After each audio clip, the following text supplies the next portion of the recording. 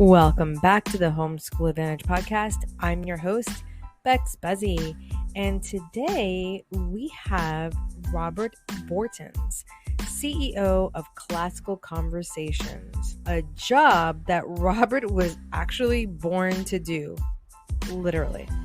Leigh Bortins, his mom, was dissatisfied with the education options she had found as a new mom and decided to homeschool her 4 sons, and then decided to develop her own curriculum. And Robert, her oldest, was her first pupil. Robert has a BS degree in industrial engineering from Clemson University. After graduating, he worked as a management trainee for UPS and as a plant engineer for Easy Gardner and Job's Company. In 2011, he returned back to the family business, Classical Conversations, to develop a marketing program. He was then appointed CEO to the family-owned company in 2012. In the years since Robert Bortins became CEO of Classical Conversations, the company has grown by 300% and has become the world's largest classical homeschooling organization. Robert is a member of the board of directors of Homeschool Now USA, the Carolinas Rugby Union, and Clemson University Rugby Foundation Board. He is also a member of C12 Group, the largest professional development network of Christian CEOs and executives. Under Robert's leadership, Classical Conversations has been named a certified Best Christian Workplace by BCWI for 4 years in a row. In this episode, you'll be hearing from Robert how he talks about you don't have to be trained as an educator to teach your children, and that sometimes that training can be a hindrance because then you have to do a lot of unlearning. We also talk about how parents, when they say they can't be around their children, it's just a sign of a deeper issue that sometimes parents don't want to address. And we talk about how education is to prepare you to engage in life with those around you. So go grab your coffee, go grab your tea, and a pen and paper, because you're not going to want to miss what Robert has to say. Let's get into the podcast. Every Thursday, I have Teacher Talk Thursdays, where I talk about practical things to help you save money on curriculum and create units yourself easy and quickly with things that you already have. Also, I will be holding a lesson planning masterclass on October 15th from 10 a.m. to 12 p.m. Pacific Standard Time. The first 100 people will get it for $25, along with 2 one-week science lessons after the masterclass. Register below, and I will see you on October 15th. Robert, say hello to our listeners and tell us, what is one misconception you believe the general public has about homeschooling, because they just might not know the depths and opportunities that lie within this type of education. Yeah, thanks for having me on, and excited to be here. I think one of the misconceptions, besides what about socialization, is can I really homeschool? Like, do I as a parent have the tools to do that? And I think they don't know that there are so many resources out there designed for homeschoolers. Or so if you're not a scientist, that you can still successfully teach science, or these harder subjects that you might say, I don't remember that class. And I always just encourage parents that, hey, if you don't remember that class, why would you send your student to spend a whole semester learning something that you don't remember? That sounds like insanity to me. Instead, come to homeschoolers. Homeschoolers have support groups. We have curriculum design for the homeschooling parent, and we've got all sorts of resources. So you don't have to be an expert or have an education degree. Sometimes we think having an education degree might actually hinder you from being able to homeschool successfully. That, like in Star Wars, where they say you have to unlearn what you have learned, that homeschooling is not bringing public school home, but really a way of life where you are encouraging the student to fulfill their God-given talents and their place on this planet as a good citizen and someone who will love their neighbor well. I've even heard of people say that you should when you do take your kid out of public school, to spend 6 months with them, just unlearning everything that the school has put in you, and to get to know your family and get to know your child better and build that relationship. And when I heard that for the first time, I was like, whoa, are we gonna, push them back? But the truth is, we don't push them back, because what those 8 hours do in public school is not always full of education. Probably 3 hours of that is education. We have 5 hours of other stuff. So it probably is never going to take away from your child's education to get to know them and spend that time with them. And with that saying, you're doing an amazing job. Your mom built this and you're taking on the legacy of it. And you are the brand now of Classical Conversations. And it's been just watching how the website and how everything has just been growing and developing. It's really awesome. And most parents don't want their kids to follow because of the jobs that they had, the job that they have. But you're there with your family, and you're in the brush with them. So, like, what made you realize that you wanted to be part of this journey in cause? Yeah, I really enjoyed being homeschooled. I think, it always breaks my heart when parents say, I couldn't ever be around my children. And you just know that there's a relationship issue there that they're not willing to address. And like you said, just spending time getting to know each other. Like, if you don't want to be around your kid, that's because you didn't raise them in a way that you would want to be around them.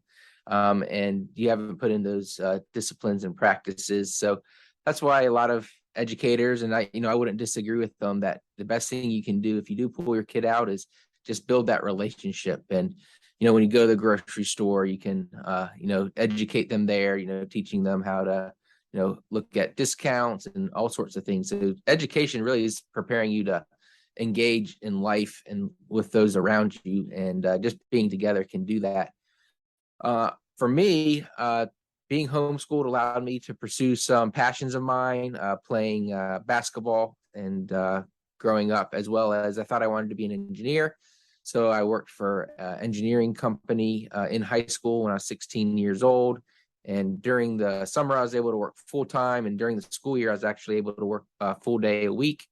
And just that flexibility and the ability to really just see what I was passionate about and go learn it and not be constrained by the world around me gave me a passion for homeschooling. Classical Conversations really didn't become a real organization until I was in college. So we had maybe 3 or 4 groups when I graduated from high school. And as Classical Conversations grew, I continued to graduate with an industrial engineering degree and then work my way up the corporate ladder, and making widgets faster as an industrial engineer, or more efficiently, or with more just better, was rewarding, but it wasn't eternal reward. And I know that if my family could homeschool, that your family could homeschool. And I felt like I had a good testimony at that point that I could say, hey, you can homeschool. You don't need an education degree. Your kid can go to college if that's the career path they're on. They can get a job. They can get promoted. So if we can do it, you can do it too. And at that point, Classical Conversations was growing, and my parents were looking to just expand the staff that was supporting this growth. And I was able to jump in there with them at that time in 2012. So, and really just spent a year with my mom, just kind of learning the business from her. And she still deals with the academic side of Classical Conversations, but I've been really focused on scaling our supporting side so that we can make sure that homeschooling parents are able to get the curriculum they need when they need it, and in the most effective and efficient way. So it's just been a pleasure to do so. And we've grown from about 50,000 students when I joined. This fall, we think we'll have about 140,000 around the world. So the Lord's just really blessed it. And I think that it's just amazing to hear from these families and the blessings of classical conversations, because we're just humble servants trying to do our best to be obedient day in and day out.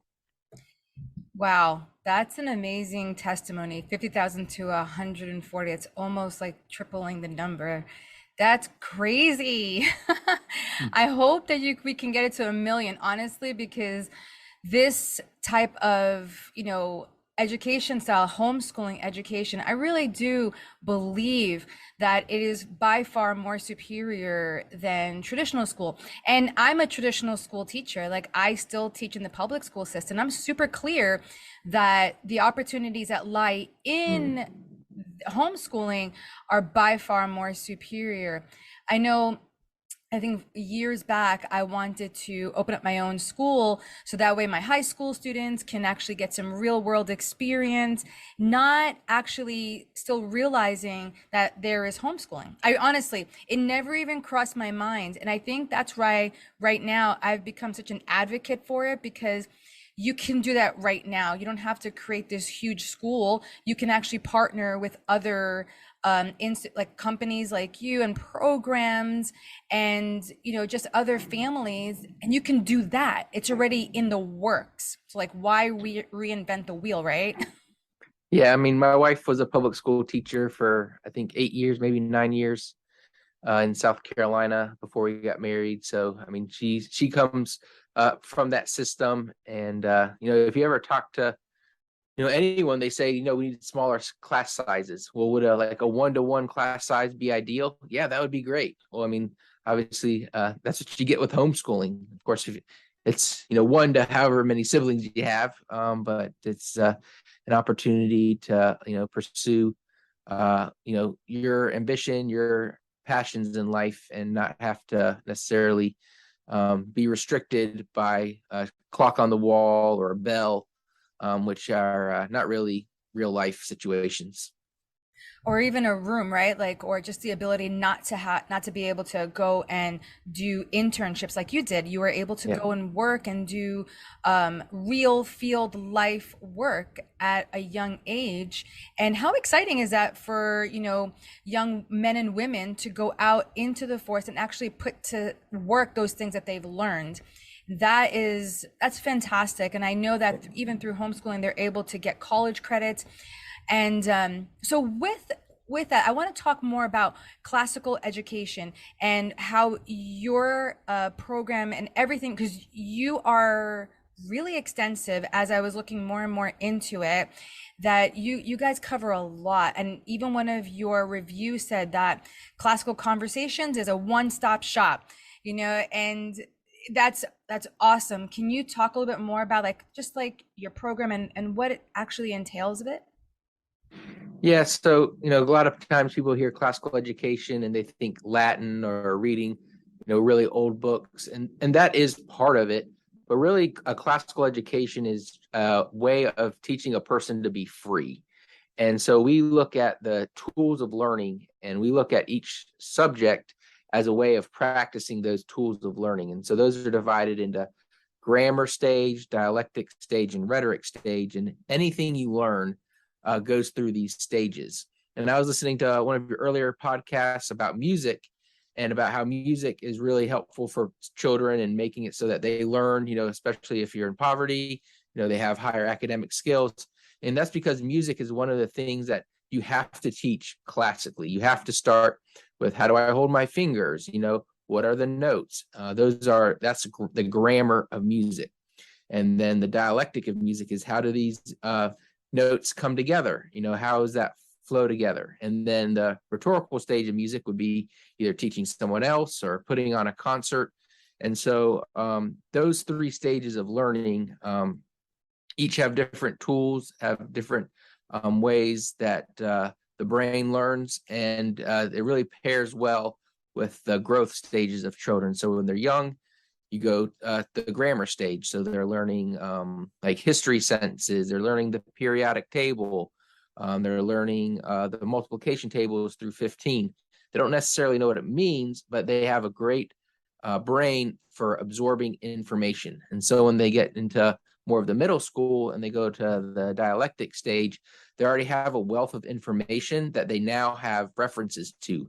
And they can start tying that information together and saying, oh, if this happens, now we know why that might happen over there. So and then finally, like I said, the rhetorical stage is when they're able to express it. And, we do things like mock trial and debate and different ways for children and students to practice their oral presentations and become excellent public speakers. So it's really creating an educational environment where the student can take on anything life throws at them, and they have the tools to know, okay, I don't know how to approach this, but I don't know the answer to this, but I know how to approach it. I know how to what I need to do, where I need to start. And with jobs changing all the time, technology changing all the time, those who can learn these new things faster are going to be ahead of their peers. And so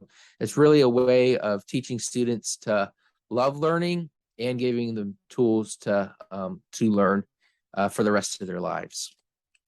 As you were talking, I even started thinking about critical thinking skills and inference, which are two things that I know. I teach physics and biology, and I really try hard to teach those things, like how to infer. But as you were talking, it sounds that your program actually teaches inference. If one thing happens, then this has to happen. It's almost like that Sherlock Holmes things that like he sees something and he just knows, well, if that's there, then this must have happened. And that's a very powerful skill to know, where you don't have to learn maybe a subject, but you know how to infer things.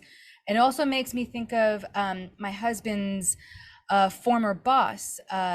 He is now the CEO of Pixter Photo Booth, McLean Harvey. And I had interviewed him, and he was talking to me about how when he did homeschooling, he homeschooled all his life, and he only did classical. He didn't do anything else. He graduated high school, completely a classical education. Didn't take science, didn't take math, didn't take any of that stuff. And he traveled the world with his parents.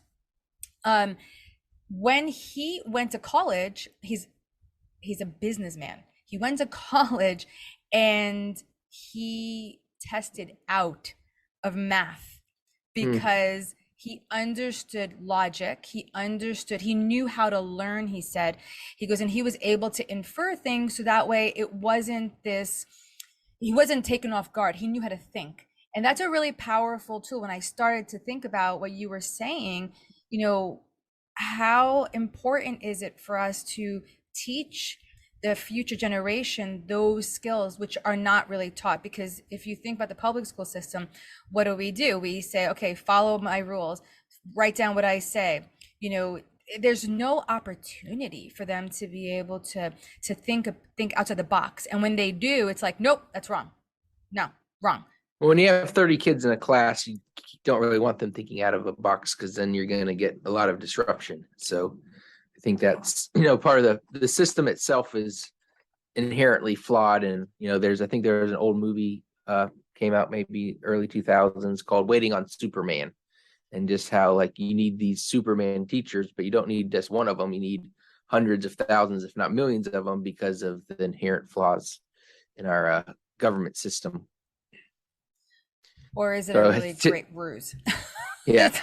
Tip of my hat to all the teachers out there. So a lot of times when you talk about homeschooling, people are like, do you not like teachers? Like, my wife's a teacher. Obviously, all these homeschool moms that we help, a lot of them have teachers' backgrounds and they're teaching their kids now. So we love teachers, but we want to make their job easier. And when you have students that you love and you're using a system of education that goes along with brain development and has thousands of years of history of working well, we need to go back to that. And so, we teach science, we teach math, we teach Latin, we teach geography, we teach history. We go through all the subjects and approach it from a classical methodology. That is really powerful. Wow. I'm like, every time I talk to another person in this education system, I'm always thinking, man, what I could have done, what I could have been, you know. I always think that because it's just it's so exciting and it really invigorates me now. And I'm really thankful that I found this community. I'll be honest, I'm not even like fully like involved. I mean, like I'm out there and I'm doing my best to learn more about it, but in this really short time I've become so inspired. And even in my own class now, I know that I started my classes different this year, and I started with a different mindset. And I really think my students, one of my students already said, I'm really looking forward to this year. I think it's going to be different. And I'm thinking, it is, but you just don't know how. Like, That's so great. that's really cool. Yeah. And, you know, there was something on your website that really touched my heart, and I wanted to just find out more about it. I love how you intertwined work and worship by introducing to us that Hebrew word avodah. And the other mean, I looked it up because I was just like so impacted by that word. And I saw that it also means service. So it's work, worship, and service. How powerful is that? Because a lot of times we don't look at service and work as a worship, although the Lord says, work unto the Lord, right? Do all your work as unto the Lord, which is a type of worship, because everything we do, if we're doing it for him, we are doing it as in worship. So how did you come across the meaning? I mean, I'm gonna think you probably were doing a devotional or something, but I do devotionals and I didn't pop up that word. Yeah, so there's a work is worship movement going on, and there's a organization called the C12 Group that really introduced me to that idea of avodah.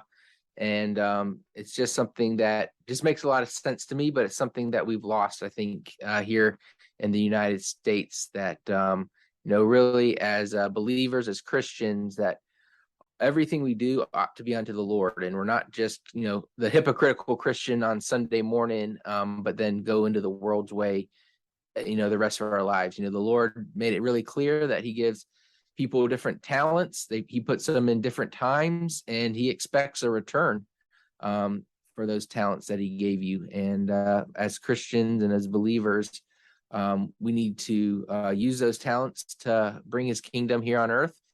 And we need to let people know that work is a way of our reflecting the Creator. So in Genesis, we learn about God, and the first thing he did was create, right? And so he worked, and then he rested. And so whenever we're working, to me, that's a reflection of God in us and what he created us to be. And not that rest is bad, but when we live in a culture that rejects work, that goes after, lottery winners. Let's look at lottery winners.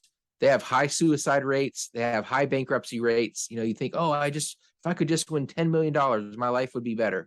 And they're miserable. The number of lottery winners who said, I wish I had thrown that lotto ticket out, is incredible when you think about, like, hey, if I just had this amount of money. And it's because that's a rejection of work. That's a rejection of who we are created to be.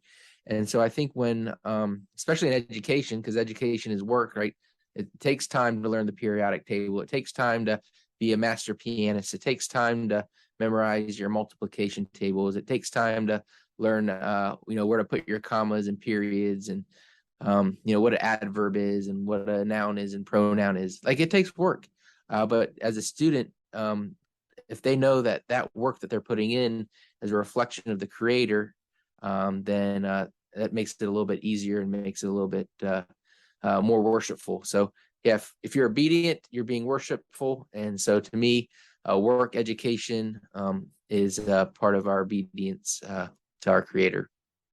And it brings such purpose to everything that we're doing. And like right now, you can see that the society is really stripping away identity, stripping away purpose, stripping away even that opportunity to work hard and to build resiliency and to build that muscle where we do hard things, where we're not going to die if we stress a little bit, where a person's a little bit stressed out, now they're on some type of medication, like, oh no, you shouldn't be feeling any stress. That's just not life.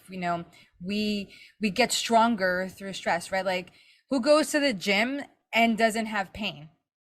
Right. That's the whole point, is you're working out your muscles, you're stressing them, and then you rest and they get bigger and stronger and you get healthier. So it's a natural part of life. And yeah, we have a lot of ills in our society. And, my personal opinion is when you reject the creator and when you reject how he created things, it's not going to be surprised, especially it really hurts our young children because, they recognize that there's truth and beauty and goodness in this world, and they want someone to show them how to find it. But when we have a system that tells them that those things don't exist and it's their own truth, like they recognize that chaos in life a lot more than what we do as adults. So I see a lot of life's harms and negative things going on in society because we've rejected this truth.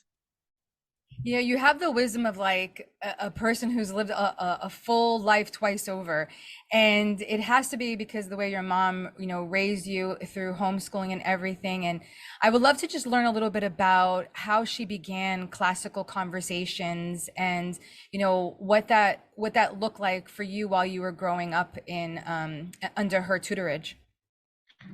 Yeah, I mean, I think like most of those homeschoolers at the beginning, we were just going to the library and trying to find books and just living life together and knowing that education was important because, we recognized that my mom was sacrificing, time, everyone else's parents were working and she was staying home and homeschooling us. And so we didn't necessarily start with the classical education for myself being the oldest. But she discovered it along the way and it made a lot of sense to her. And then when I was getting into high school, a lot of my friends who were homeschoolers were thinking about sending their kids to private school or public school because how are you going to get into college? And, how are you going to teach these harder subjects? And same questions families have today. And so my mom said, hey, if I start a community, we'll meet once a week and I'll help you homeschool your children and put together the curriculum, and will you stay in homeschool? So we had 11 families come to an information meeting in our house, and 10 of them decided to join us. So there was 11 students that first year in 1997 in our basement in Winston-Salem, just at the end of the cul-de-sac, just small little house. And the Lord blessed it. And the next year, all the students wanted to come back and their families wanted them to come back. And her little 12 pages of curriculum that she had put together along with the books and materials, she gave that to another mom. And so that mom started a second group and she went with us for our first group and had 3 or 4 groups going a couple years later. And then 3 or 4 years later, there was about a 300 person waiting list. So that's when my mom called me. I was in college at Clemson University and as a sophomore. She said, Robert, we're not paying for college anymore. You got to pay for it yourself. Your dad just quit his job as an aerospace engineer. And I'm going to try to make Classical Conversations a real organization. So good luck. So that was when I found out about Classical Conversations. And then my parents just bootstrapped it and more and more families joined and went from North Carolina to Virginia to South Carolina and Georgia and just kind of spread out across the United States over the next decade. And, now I think we're in 52 countries now, so all over the world. Your mom sounds like a spunky woman. Well, she is. She's got a lot of energy. She's got a lot of wonderful ideas, and she's always worked since she was 8 or 9 years old. She's worked, so it's just something that's in her blood, and she just can really inspire people to look beyond their limitations to something greater. And so yeah, she's a wonderful woman and an inspiration to hundreds of thousands of people. Yeah, she is. She absolutely is. I mean, she went from an idea of wow, and she did avoda. That was the purpose. That was her onset. And it's amazing that so many years later you pulled that word and you found it, and it represents exactly how she started it. It was work and service, and it was worship unto the Lord. And now from 11 people 11 students to 140. It really makes me emotional. I'm sitting here like crying a little bit because I can feel it in my heart. The just, the work and the strength behind it and the beauty behind it. I think it's fantastic. So as we're wrapping up, where can people connect with you guys? Where can they be able to find your resources and be able to learn more about classical conversations? Yeah, I mean, our website, classicalconversations.com, is a great resource. We have our Facebook page. You can look up Classical Conversations. And then we have a really active Instagram account where we have other parents that are homeschooling with our program. We have them on there often in the stories talking about their experience in our programs and things that worked for them and things that they wish that they had done better. So you can hear it straight from our customers, and they'll give you a great insight into our products. And you can look at our books at classicalconversationsbooks.com. And so those would be the main areas I would go. But yeah, just search Classical Conversations and we'll be popping up. So one last question. If there's one thing you want to leave parents with, one big takeaway from today's conversation, what would you want them to walk away with? Yeah, I would just say take the plunge. You're good enough. You're smart enough. You love your children enough that you don't need to be afraid that you got this. And whether it's Classical Conversations or any of the other support organizations out there, there's a whole host of people who want to help you be successful educating your kids because we know that's best for your family, that's best for your community, and that's ultimately best for society, our nation, and our world. So you can do it, and we're here to help. Awesome. Thank you so much, Robert, for joining us today and just, sharing your wisdom, sharing your testimony and your time. Yeah, thanks for having me.